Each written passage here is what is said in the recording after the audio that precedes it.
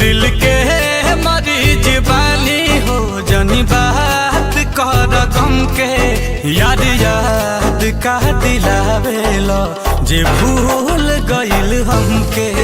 याद याद का दिलावेलो जे भूल गइल हमके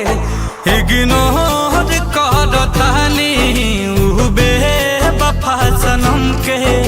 इग्नोर कर तानी उ बेवफा सनम के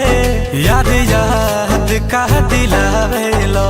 जे भूल गइल हमके याद याद का दिलावेलो जे भूल गइल हमके।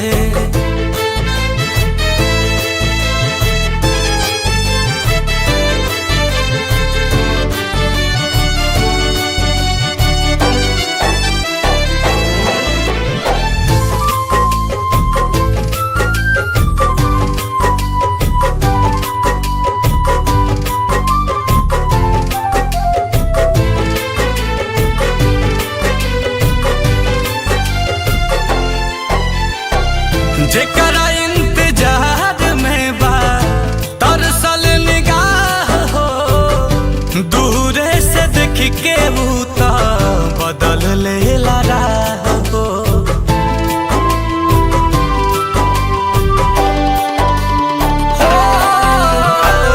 जेकरा इंतजार में बा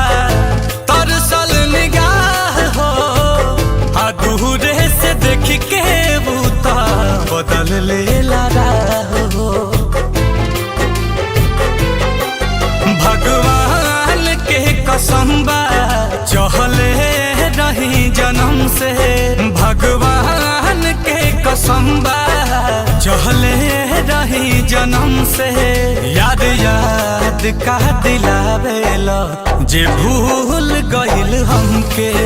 याद याद का दिलावेलो जे भूल गइल हमके।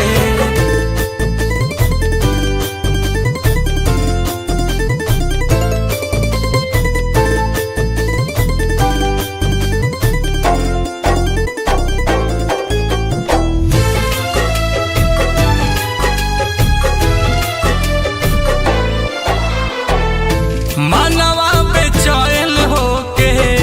हो जाला लाचार हो हमारा नसीब में लिखल बेवफा के प्यार हो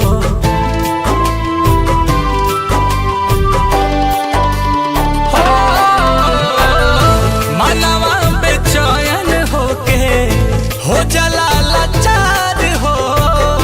हमारा नसीब में लिखल बेवफा के प्यार।